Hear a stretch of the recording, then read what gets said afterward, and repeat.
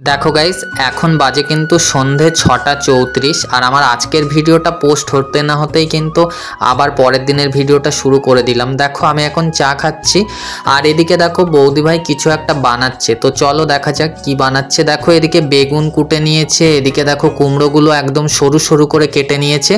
আর আগের দিনের দেখো ফ্রিজে আলু ছিল, আগের দিন আলু সিদ্ধ করেছিল তো একটু বেশি হয়েছিল, ফ্রিজে রাখা ছিল, তো ওই আলুটাও দেখো গোল গোল করে আর কি করে নিয়েছে আর কি চপ বানাবে বলে।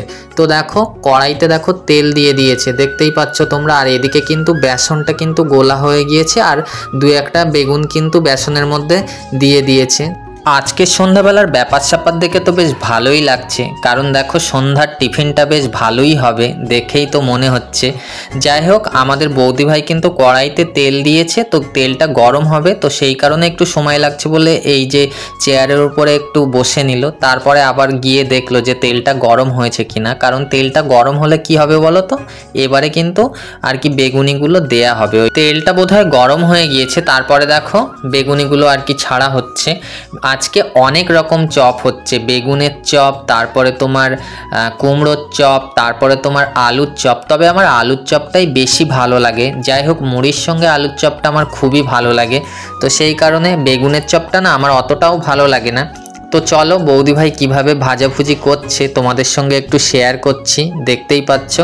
আর যেহেতু আমাদের রান্নাঘরে না একটুখানি আলো মানে ছোট্ট একটা ডুম জ্বালানো, তো সেই কারণে ভিডিও কোয়ালিটিটা অতটাও ভালো নয়, তো যতটা আসছে আমার ক্যামেরার মধ্যে ততটাই তোমাদের সঙ্গে শেয়ার করছি। দেখতেই পাচ্ছ বেগুনিগুলো না একসঙ্গে দিয়েছে আর জড়িয়ে যাবে না, দেখো জড়িয়ে গিয়েছে, একটা আর একটার সঙ্গে দেখো জড়িয়ে গিয়েছে। তো এগুলো কিন্তু একটু ভেজে নিয়ে তারপরে কিন্তু খুন্তি দিয়ে দিয়ে আর কি ছাড়িয়ে নেবে। তো দেখো বৌদি ভাই বলছিল যে এক্ষুনি কেন তুলছো, আমি ছাড়িয়ে নিই আগে তারপরে। তো দেখো এবার একটা একটা করে কিন্তু ছাড়িয়ে নিয়েছে, দেখতেই পাচ্ছ খুন্তির যে কানা দিয়ে আর কি একটা একটা করে বেগুনিগুলো কিন্তু ছাড়িয়ে নিয়েছে। আর কি সুন্দর লাল লাল বেগুনিগুলো হয়েছে, দেখেই তো জিভে জল চলে আসছে আর মনে হচ্ছে যে খুব মুচমুচে হয়েছে।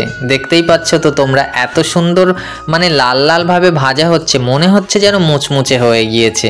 তো যাই হোক, দেখো বৌদি ভাই কিন্তু এখন বেগুনিগুলো কিন্তু ভাজা হয়ে গিয়েছে, তো সেই কারণে দেখো এবারে মানে তুলে নেওয়া হচ্ছে বেগুনিগুলো, দেখতেই পাচ্ছ খুন্তি দিয়ে। আর দেখো ঝাঁঝরি দিয়ে দেখো দুটো তিনটে করে তুলে নিচ্ছে, যেহেতু ঝাঁঝরিটা ছোট তো সেই কারণে দুটো তিনটের বেশি উঠবে না। তো দেখো আবার তেল ঝেড়ে ঝেড়ে নিচ্ছে, তেল থাকলেও মানে খুব একটা তেল তো খাওয়াটা উচিত নয়, তো যতটা পারা যায় এইভাবে দেখো তেলটা দেখো ঝেড়ে নিচ্ছে। দেখো কি সুন্দর, দেখো লাল লাল বেগুনি। তো মুড়ির সঙ্গে বেগুনিটা বেশ ভালো লাগে, আমার তো ভালো লাগে। এবং অনেকে কি করে বলো তো, বেগুনিটা আবার ভাতের সঙ্গেও খায়। আমার কিন্তু ভাতের সঙ্গে বেগুনি খেতে খুব একটা ভালো লাগে না। অনেকে মানে কিভাবে খায় আমি জানি না, বিয়ে বাড়ি অনুষ্ঠান বাড়িতে দেয় বটে, কিন্তু আমার ভালো লাগে না, ডালের সঙ্গে দেয় বেগুনি। তো দেখো আলুর চপ, কুমড়োর চপ, বেগুনের চপ সব তো হয়ে গেল, অল্প করে তোমাদের সঙ্গে শেয়ার করলাম। আর দেখো এখন কিন্তু বাটিতে বাটিতে তোলা হচ্ছে আর কি, ভাগ ভাগ করে তোলা হচ্ছে যে কে কার বাটি কোনটা। তো সব কিছুই তোমাদের যখন শেয়ার করছি তো এটাও শেয়ার করলাম। দেখতেই পাচ্ছ বেগুনিগুলো এত সুন্দর মুচমুচে হয়েছে কি বলবো। তো আমি শুধু ভাবছি যে আমার বাটিটা কোনটা, আমি কখন খাবো। তো দেখো ফাইনালি দেখো আমি কিন্তু এবারে খেতে শুরু করে দিয়েছি মুড়ি। আর প্রথমেই শুরু করলাম কিন্তু কুমড়োর চপ দিয়ে। এই দেখো কুমড়োর চপটা দেখেছো কি সুন্দর লম্বা হয়েছে, আর কুমড়োগুলো না এত সুন্দর মানে সিদ্ধ হয়েছে, যেহেতু পাতলা পাতলা করে দেয়া তো। তারপরে দেখো আমি আলুর চপ নিলাম। আলুর চপ সব থেকে আমার ভালো লাগে, আলুর চপটাই আমি বেশি ভালোবাসি, যেহেতু আলুর মধ্যে অনেক রকম মশলা করে আলুটা মাখায় তো সেই কারণে আলুর চপটা আমার একটু বেশিই ভালো লাগে। মুড়ির সঙ্গে আলুর চপটা সেই লেগেছিল কি বলবো। তো দেখো শুধুই আলুর চপ খাচ্ছি। আলুর চপগুলো তো কোনোটা গোল হয়েছিল, কোনোটা চ্যাপ্টা হয়েছিল, যাই হোক খাওয়াটা নিয়ে কথা। তো দেখো পরের দিন সকালবেলা কিন্তু সোনটা ওর দিদার সঙ্গে মানে একটু মানে কোলে উঠছিল, তারপরে কোল থেকে নেমে খেলাধুলা করছিল, এদিকে বাবা বসেছিল। তো এইগুলোই আর কি খেলাধুলার মধ্যে মানে ওর ছিল সকালের। আর ও আসলেই তো নাম নাম খেতে বেশি ভালোবাসে, নাম নাম মানে মুড়ি। তো দেখো এখন বাবু একটু পা ছড়িয়ে দিয়ে বসেছে, আর এখানে এত কথা হচ্ছিল যে আমি এখানে ভয়েস ওভার করলাম। তো যাই হোক, আর দেখো ওর হাত পা মানে দুটো কিন্তু একসঙ্গেই চলে, যে কোনো জিনিস পেলেই ছুঁড়ে ফেলে দেয়, আবার সেটাকে কুড়িয়ে আনে, আবার খেলা করে, এটাই। আর এত বুদ্ধি হয়েছে এখন, এই দেখো উপরে একটা চাবি ঝোলানো আছে, ও চেয়ারটা নিয়ে মানে বলার চেষ্টা করছে যে ওপরে চাবিটা আছে, আমাকে পেড়ে দিতে হবে, আমি তো আর পারতে পারবো না। মানে এতটা বুদ্ধি মানে এই বয়সে হয়ে গিয়েছে ওর। তো তারপরে দৌড়ে মানে বারান্দা থেকে দেখো উঠানে নেমে চলে আসলো। উঠানে এসে দেখো দৌড়াদৌড়ি করে খেলা করছে। কিছুক্ষণ আগে পাতাটা ছড়াচ্ছিল, কিন্তু সেটা তো আমি আর তোমাদের সঙ্গে শেয়ার করতে পারি না। আমি ফোনটা আনবো, তারে ও আবার অন্য খেলাতে, দৌড়াদৌড়ির খেলাতে ব্যস্ত হয়ে গেল। এমনভাবে দ্রুত দৌড়াবে, তারপরে আবার থেমে যাবে, মনে হবে যে ও কিন্তু পড়েই যাবে। বাবা পুরো ঘেমে গিয়েছে দেখো গাইস। তো দেখো আজকে সকাল থেকে তো ভিডিও তো অন করতেই পারলাম না, ক্যামেরার সামনে তো আসতেই পারলাম না। আমি মার্কেটে গিয়েছিলাম, আমাদের মার্কেটে। তো মার্কেটে যাওয়ার একটাই কারণ, দাঁড়ো এটা রাখি, এটা তো মানে মার্কেট থেকে নেব বলে সে মনে ছিল না, তো সব ভুলে যাই এখন। তো আমার কাছে যে বাচ্চাটা পড়তে আসে না, ওই ওদের আর কি আইসক্রিম আর এই ঠান্ডার ব্যবসা। তো আমি গিয়েছিলাম হচ্ছে আমাদের সেই, আর বলো না টিভির কথা, আর বলো না গাইস, টিভির কথা বলতে বলতে আমি না মানে আমার মুখ ব্যথা হয়ে গিয়েছে। তো দেখো একটা কট এনেছিল, এই কটটা মানে একটা কট এনেছে, সেটা কাজ হচ্ছিল না। মানে সেটআপ বক্স তো নতুন দিয়েছে, আর তার সঙ্গে দিয়েছে এমন একটা কট, তাতে কাজ হচ্ছিল না বলে আবার সেটা ফেরত দিয়ে কালকে দাদা আর কি সেটআপ বক্সটা লাগাতে গিয়ে সে ছবিই আসছিল না। তো সেই কারণে আবার ওকে ফোন করা হলো, ওই যে কটটা দিয়েছে ওটা ফেরত দিতে গিয়েছিলাম, আর এই যে আবার একটা আনলাম এইটা।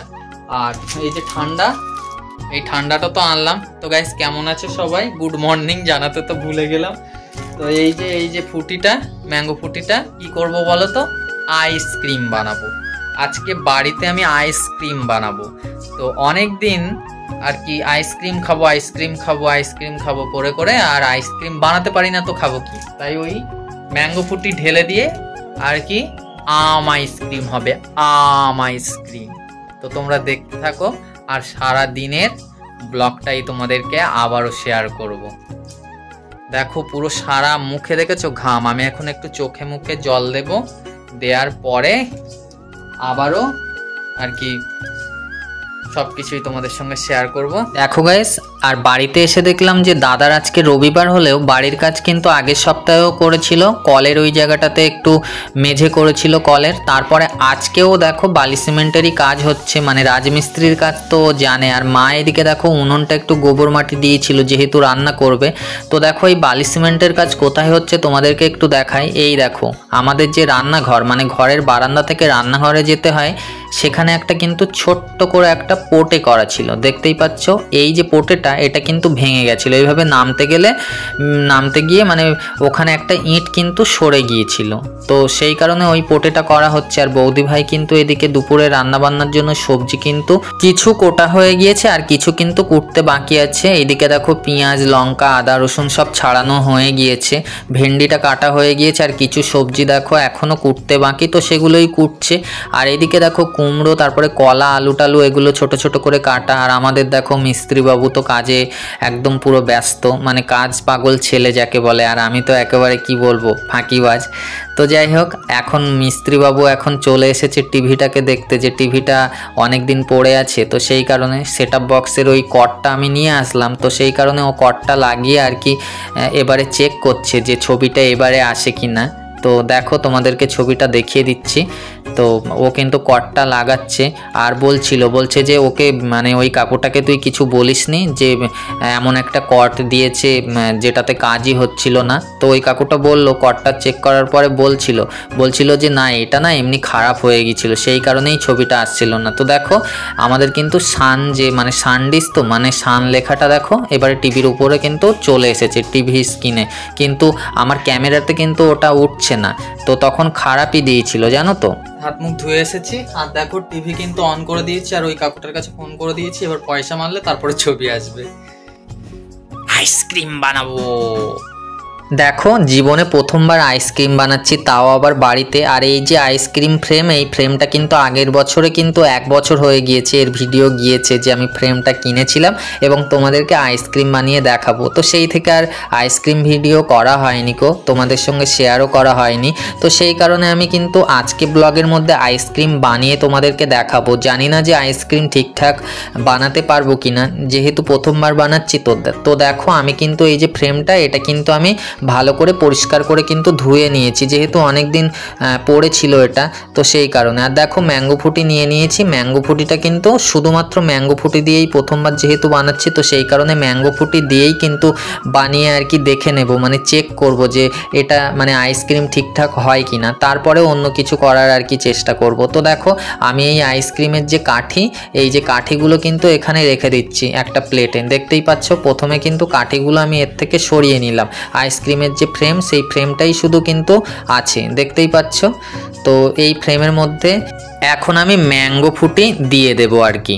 তো চলো, ম্যাঙ্গো ফুটিটা তো আমার হাতের কাছে আছে, তো এটা আমি কিন্তু এবার সিপিটা আর কি খুলছি। দেখো এক হাত দিয়ে যেহেতু ক্যামেরা করছি, এক হাত দিয়ে আবার ঢালাঢুলি করব, তো সেই কারণে না আমার না মানে খুব অসুবিধা হয়। মানে কেউ যদি ক্যামেরাটা ধরে দেয় তাহলে বোধহয় আমার একটু সুবিধা হয়, কিন্তু কে আর ধরবে, আমার কাজ আমাকেই করতে হবে। ওই যে নিজের বোঝা নিজে বও, এরকম একটা ব্যাপার। যাই হোক, আমি নিজেই একার মতোই ভিডিও করি, সমস্ত রকম ভিডিও আমি একা করি। দেখো কথা বলতে বলতে কিন্তু আমার একটা ফ্রেমে, আইসক্রিমের ফ্রেমে কিন্তু দেখো ম্যাঙ্গো ফুটিটা আর কি দেয়া হয়ে গিয়েছে। কোনোটাই কম কোনোটাই বেশি কিন্তু হলে চলবে না, একই রকমভাবে কিন্তু ম্যাঙ্গো ফুটিগুলো আর কি ঢালতে হবে প্রত্যেকটাতে। দেখো আমি কিন্তু সেভাবেই কিন্তু ঢেলে ঢেলে নিচ্ছি। দেখো আমার তিনটাতে কিন্তু ঢালা কমপ্লিট হয়ে গিয়েছে। এবার আমি কিন্তু একটু ঘুরিয়ে নিলাম, কারণ বাকি তিনটেতে ঢালবো, তো সেই কারণে যেদিকে আমার সুবিধা হবে, আমার ক্যামেরাটাও নিজে ধরে আছি, তো যেমনভাবে সুবিধা আমি কিন্তু তেমনভাবে ঘুরিয়ে ঘাড়িয়ে নিয়ে কিন্তু করছি। তো দেখো একটু আধটু পড়ে যাচ্ছে, পরে কিন্তু আমি কিছু একটা কাপড়ের টুকরো দিয়ে মুছে নেব। তো যেহেতু এক হাতে করছি তো পড়বেই জানো তো। যাই হোক, তো দেখো এটাতেও আমি ওই মানে পরিমাণ মতো যতটুকুনি লাগবে ততটুকুনি দেখো ঢালা হয়ে গিয়েছে। অনেক সাবধানে ঢাললাম, তবুও কিন্তু একটু আধটু পড়ে গেল, তো কি আর করা যাবে। দেখো এবারে কি সুন্দর মানে একই রকমভাবে 6টা যে ফ্রেমে আমি কিন্তু করে নিয়েছি আর কি, ম্যাঙ্গো ফুটিগুলো ঢেলে নিয়েছি সম পরিমাণে। এবার কিন্তু এই যে কাঠিগুলোর কালারটা আমার কিন্তু খুব ভালো লেগেছে। দেখো কি সুন্দর লাল, একদম মানে নীলের উপরে লালটা বেশ মানায়, সবুজ বলতে যাচ্ছিলাম ভুল করে, নীলের উপরে কিন্তু লাল কাঠিগুলো বেশ মানিয়েছে, আর কাঠিগুলো কিন্তু খুব সুন্দর দেখতে। তো দেখো আমি কিন্তু কাঠিগুলো একটা একটা করে এবার ফ্রেমের উপরে কিন্তু দিয়ে দিয়েছি। জুসগুলো যেহেতু ম্যাঙ্গো জুসটা যেহেতু ঢালা হয়ে গিয়েছে, সেই কারণে কিন্তু আমি দিয়ে দিলাম। দেখো একটা একটা করে দিয়ে দিলাম। তো ঠিকঠাক করে এইভাবে কিন্তু বসাতে হবে, এইভাবে ঠিকঠাক করে কিন্তু প্রত্যেকটায় আমি কিন্তু সেমভাবে কিন্তু দেখো বসিয়ে দিলাম। আর খুব সাবধানের সঙ্গে করতে হবে, যেহেতু পড়ে যাওয়ার সম্ভাবনাটা আছে, তো সেই কারণে যথেষ্ট সাবধান হয়েই কিন্তু করছি। আর আমার ক্ষেত্রে তো সেটা একটু বেশিই হবে, কারণ আমি এক হাতে ক্যামেরা ধরছি আর এক হাতে করছি। এইটাতে বোধহয় একটু মানে ম্যাঙ্গো ফুটিটা বেশি পড়ে গিয়েছে। তো যাই হোক, আমি আর ঢাললাম না, এইভাবেই করে দিলাম। যাই হোক, দেখো কি সুন্দর একটা মানে সুন্দর দেখাচ্ছে না মানে জিনিসটা। ফ্রেমের মধ্যে আইসক্রিমের যে কাঠিগুলো সেগুলো কিন্তু দেওয়ার পর দেখো আরও সুন্দর কিন্তু দেখতে লাগছে। দেখো, আর এবারে কিন্তু আমি এটা খুব সাবধানের সঙ্গে ধরে কিন্তু এবারে ডিপ ফ্রিজের মধ্যে দিয়ে দেব। তো দেখো আমি কিন্তু খুব আলতো করে ধরে আর এখন এটাকে আমি ফ্রিজের কাছাকাছি নিয়ে যাচ্ছি। দেখো ফ্রিজের মধ্যে ডিপ ফ্রিজটা কিন্তু আমি আগেই খুলে রেখেছি, যেহেতু এক হাতে করছি। তো দেখো আমি ফ্রিজের এই জায়গাটাতে আর কি দিয়ে দিলাম। আর ফ্রিজের মধ্যে অনেক রকম মাছ ফাছ দেওয়া আছে, তো সেই কারণে কিন্তু আমি এইরকম একটু এক পাশ মানে খালি করে সেখানে কিন্তু আইসক্রিমটা জমানোর জন্য দিয়েছি। দেখতেই পাচ্ছ একদম ঢোকানো হয়ে গিয়েছে ডিপ ফ্রিজে। এবার আমি কিন্তু ফ্রিজের যে ডালাটা সেটা বন্ধ করে দেবো ডিপ ফ্রিজের। তো দেখো ডালাটা কিন্তু লাগছে না, মানে ফ্রিজের মধ্যে অনেকগুলো মাছের কৌটো আছে, তো সেই কারণে মানে কোনো একটা কৌটো আমাকে আগে পরে করে ঠেলে তারপরে আবার ওই জায়গাটা মানে ইজিলি করতে হবে, আর না তো কিন্তু এই ফ্রিজের যে ডালাটা ডিপ ফ্রিজে লাগবে না। তো দেখো এখন কিন্তু আবার খুব সুন্দরভাবে লেগে গেল। আর দেখো আমি এবার কিন্তু রেগুলেটরটা একটু বাড়িয়ে দেব। তো রেগুলেটরটা মানে 3-এ ছিল, 2-এ নয় 3-এ ছিল। দেখো আমি ওটাকে 4-এ দিয়ে দিলাম, 5-এ আর দিলাম না, 4-এ দিয়ে দিলাম। তো দেখা যাক 4-এ দিয়ে কতক্ষণ লাগে, কতক্ষণ টাইমের মধ্যে আর কি আইসক্রিমটা আর কি তৈরি হয়ে যায়। তো দেখো আমি কিন্তু এবার ফ্রিজের যে দরজা সেই দরজাটা কিন্তু লাগিয়ে দিলাম। আর আমি শুধু ফ্রিজের গায়ে এইভাবে হেলান দিয়ে ভাবছি যে কতক্ষণ লাগতে পারে আইসক্রিমটা জমতে, কতক্ষণ লাগতে পারে, আর আমি কখন খাবো আইসক্রিমটা কখন তৈরি হবে এই ভাবছিলাম। তারপরে মনে পড়ে গেল যে জুসটা তো ফ্রিজের মধ্যে দেয়া হলো না। তারপরে আবার জুসটা নিয়ে আবারও ফ্রিজের যে দরজাটা খুলে আবারও কিন্তু জুসটা এই দেখো নিচে যে দ্বিতীয় যে তাকটা সেই তাকের মধ্যে রেখেছি। কয়েকটা জলের বোতল ঠান্ডা থাকে, যেহেতু গরমের জন্য একটু ঠান্ডা গরম জল পাইল করে খাওয়া হয় আর কি। আর এদিকে কিন্তু মা কিন্তু রান্নাবান্নার দিকে চলে গিয়েছিল। দেখো উনুনটা জ্বেলে দিয়েছিল, উনুনটা আগে এইভাবে জ্বালিয়ে নেয়, তারপরে কিন্তু কড়াটা আর কি উনুনের উপরে তোলে। তাতে কি হয় বলো তো, ধোঁয়াটা আর কি কাটে না, আর না তো না ধোঁয়া কাটে। তো দেখো মা কিন্তু উনুনটা কিন্তু আগে একটু জ্বালিয়ে নিল, নিয়ে দেখো এখানে একটা মানে কাঠের টুকরো দিল যাতে হাওয়াটা পাস হয়। আর হাওয়াটা পাস হলে কি হবে বলো তো, উনুনটা কিন্তু ভালো আর কি জ্বলবে। তো দেখো এই তেলটা কিন্তু আগের দিন সেই ভাজাভুজির তেল ছিল, তো সেই ভাজাভুজির তেলটাই দিয়ে আর কি মাছ ভাজাটা হবে। তো দেখো মাছ ভাজাটা দেখো করবে। তো এদিকে সবজি টবজিগুলো কিন্তু কাটাকুটি হয়েই গিয়েছেন, দেখতেই পাচ্ছ সমস্ত কিছু কিন্তু রান্নাঘরেতে মানে রান্নার যে জায়গা সেই জায়গাটাতে কিন্তু গুছিয়ে গাছে নিয়ে এসেছে। আর মা কিন্তু এখন যে ওই মাছ, এই যে রূপচাঁদা মাছ, এই রূপচাঁদা মাছগুলোতে লবণ হলুদ আর কি মাখাচ্ছে। দেখো মাছ ভাজাটা আগে করবে। দেখো একটা মাছ পড়ে গেল। রূপচাঁদা মাছটা আমাদের বাড়িতে কয়েকদিন আনার পরে কেউ আর মানে তেমনভাবে ভালো করে খাচ্ছিল না, কারণ অতিরিক্ত তেলাক্ত মাছ তো। তো রূপচাঁদা মাছটা উটি খেলে না কেমন একটা যেন সে খেতে আর মানে একটা অরুচি মতো হয়ে যায়। তো বাবা আনছিল না, তো মা বললো যে আমার রূপচাঁদা মাছ খেতে ভালো লাগে। তো সেই কারণে আবারও অনেকটাই মাছ কালকে এনেছিল। তোমরা যারা আমার আগের ব্লগটা দেখেছো তারা জানতে পারবে যে আমাদের বাড়িতে কালকে অনেক রূপচাঁদা মাছ এনেছিল, চিতল মাছ এনেছিল। তো সেই মাছগুলোই ফ্রিজে দেয়া ছিল, তো সেই মাছগুলোই কিন্তু আজকে রান্না হচ্ছে। দেখো কথা বলতে বলতে মা কিন্তু নুন হলুদ মাখিয়ে নিয়ে কিন্তু মাছগুলো দেখো ভাজতে দিয়ে দিয়েছে। আর আমাদের কিন্তু অধিকাংশ দিনের দুপুরের রান্না কিন্তু উনুনেই হয়, আর রাতে কিন্তু অল্প একটু ভাত টাত আর কি ফুটিয়ে নেওয়া হয় বা সিদ্ধ কিছু করে নেওয়া হয়, সেটা কিন্তু গ্যাসেই করা হয়। যেহেতু আমাদের বাড়িতে অনেক পাতা নাতা কাঠকুটো আছে, তো সেই কারণে কাঠের জালে উনুনেতে কিন্তু আমাদের রান্নাবান্না হয়। আর মাছ যেহেতু আজকে ছুটি আছে, মানে এখন গরমের ছুটি চলছে, তো মা কিন্তু সুস্থ থাকলে কিন্তু রান্নাবান্না করে। তো দেখো আমাদের মিস্ত্রি মশাই এদিকে কিন্তু কাজবাজ কিন্তু শুরু করে দিয়েছে। আর ওদিকে কিন্তু টিভিটা কিন্তু অন করে দেওয়া আছে, টিভিতে আর কি ছবি আসবে। তো ওই যে কোম্পানির ওই ছেলেটা, ওকে ফোন করা হয়েছিল, ও টিভিটা অন করে রাখতে বলেছে। তো ছবি এসেছে কিনা চলো তোমাদেরকে একটু দেখাই। আর দেখো আমাদের টিভিটাতে তো মানে এইভাবে ক্যামেরা করছি, টিভিটার ছবিটা কিন্তু আমার ক্যামেরাতে এইভাবে অস্পষ্টই উঠছে, দেখতেই পাচ্ছ, কিন্তু ছবিটা কিন্তু খুব ক্লিয়ারই আসছিল। তো আমি যতটা সম্ভব এইভাবে তোমাদেরকে দেখিয়ে দিলাম, ছবিটা চলে এসেছে। আর দেখো এদিকে কিন্তু মায়ের কিন্তু মাছ কিন্তু ভাজা হয়ে গিয়েছে, মানে এক পিঠ ভাজা হয়ে গিয়েছে, অন্য পিঠ আর কি উল্টে দিয়েছে। দেখতেই পাচ্ছ কি সুন্দর লাল লাল ভাজা হয়ে গিয়েছে মাছগুলো। প্রচুর খিদে পেয়ে গিয়েছিল, তো সেই জন্য দেখো ডাল আর চচ্চড়ি হয়ে গিয়েছিল। তো ডাল আর চচ্চড়ি একসঙ্গে নিয়ে নিয়েছি, যেহেতু শুধু চচ্চড়ি খেলে পেট ভরবে না, সেই কারণে এতে একটু ডালও নিয়ে নিয়েছি। আর যেহেতু সবে সবে কড়াই থেকে নামিয়েছে, অন্যান্য তরকারিগুলো এখনও হয়নি, তো সেই কারণে কিন্তু এই গরম তরকারি তো, সেই কারণে ফুঁ দিয়ে দিয়ে আর কি খাচ্ছি, দেখতেই পাচ্ছ। আর ফুঁ না দিলে তো গাল পুড়ে যাবে, তো সেই জন্য ফুঁ দিয়ে দিয়ে আর কি খাচ্ছি। আর এটা হচ্ছে ভেন্ডি আলু আর যে কালকের যে মাছ এনেছিল ওই তেল মারলে দিয়ে চচ্চড়ি আর টক ডাল হয়েছিল, তো সেটাই এখন খেয়ে নিলাম একটু। আর আমাদের মিস্ত্রি মশাই কিন্তু দেখো কাজটা কিন্তু একেবারে শেষ করে নিয়ে এসেছে। আমাদের যে কলতলার যে মেঝে করেছিল যেমনভাবে, ঠিক পোটেটাও কিন্তু সেরমভাবেই করছে। আর দেখো আগে পোটেটা একটা ধাপ ছিল, এখন কিন্তু আবার দুটো ধাপ করছে। আর এর উপরে একটু সিমেন্টের গোলা দিয়ে ঝাঁটা মেরে দেবে, তাহলেই হয়ে যাবে। আইসক্রিমটা তৈরি হলো কিনা একটু ফ্রিজে খুলে দেখতে গিয়েছিলাম, তো দেখো দেখলাম যে এই ফ্রিজের মধ্যে যে শসাগুলো ছিল সেগুলো একেবারে পচে গিয়েছে, পচে নষ্ট হয়ে গিয়েছে। তো এগুলো ফ্রিজ থেকে বার করে দিলাম। পাশের বাড়ির একটা জেঠিমা গরুর জন্য নিয়ে যায়, তো সেই কারণে বার করে রাখলাম। তো গাইস দেখো এবারে কিন্তু আমি স্নানে যাব, কারণ মায়ের রান্না বান্না হয়ে গিয়েছে। আর রান্না না হলে স্নান করতে গেলে যেন খুব মানে কষ্ট হয়, মানে খিদে লাগে, স্নান করলেই কিছু খেতে দিতে হবে। তো সেই কারণে মায়ের স্নান হয়ে গেল, এবার আমি যাব স্নান করতে, মায়ের রান্নাও হয়ে গেল। তো এখন কোনো আর চাপ নেই, এখন স্নান করব আর খেতে বসবো, আর তোমাদের সঙ্গে শেয়ার করব আবারও কিছু। তো দেখতে থাকো ভিডিওটা। দেখো গাইস আজকে ডাব শ্যাম্পু দিয়ে দেখো স্নান করলাম, আর দেখো চুলটা কি সুন্দর সিল্কি সিল্কি লাগছে। দেখো এবার তোয়ালিটা কিন্তু রৌদ্রে দেবো, তার আগে একটু রান্নাঘরে চলে এলাম। দেখো সবাই কিন্তু খেতে বসে গিয়েছে। দেখো এদিকে কলা আলু কুমড়ো আর নিম পাতা দিয়ে আজকে শুক্তো হয়েছে, তো শুক্তোটা তো আমি খাবো না। আর এদিকে দেখো রূপচাঁদা মাছের ঝাল হয়েছে, দেখতেই পাচ্ছ কি সুন্দর কালার। আর এদিকে দেখো ভেন্ডি আলু তেল মারলে দিয়ে একটা চচ্চড়ি তরকারি, আর ওদিকে টক ডাল।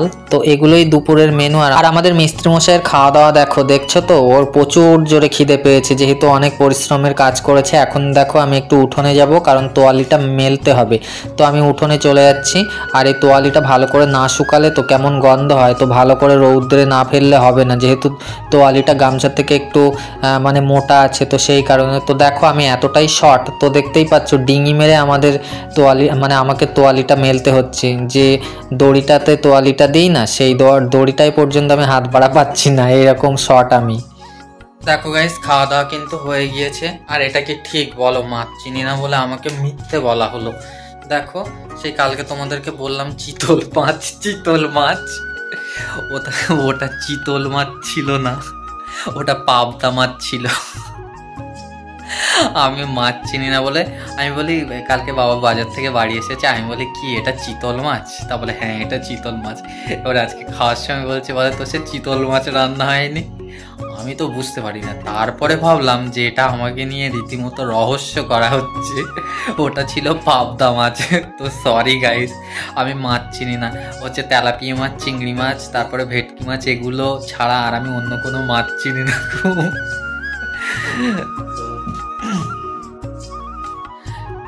পাবদা মাছকে চিতল মাছ বানিয়ে দিয়েছি। তো যাই হোক, খাওয়া দাওয়া তো হলো খুবই ভালো। আর ঘরের মধ্যে কেন্ন, ছি ছি ছি ছি, নোংরা। এই দেখো গাইস, ঝাঁটা আনি বার করে দিই, এক্ষুনি এই ঘরে শর্ট ভিডিও বানাতে হবে আমার। আর এই ঘরটাতে থাকি আমি সন্ধ্যাবেলার থেকে পুরো রাত 1টা পর্যন্ত। এই দেখো ঝাঁটা নিয়েছি, দেখো দেখি কি নোংরা। আমার এসবে এত ঘেন্না লাগে কি বলবো। ঝাঁটারা আগায় তুলে নিলাম, বাইরে ফেলে দিস।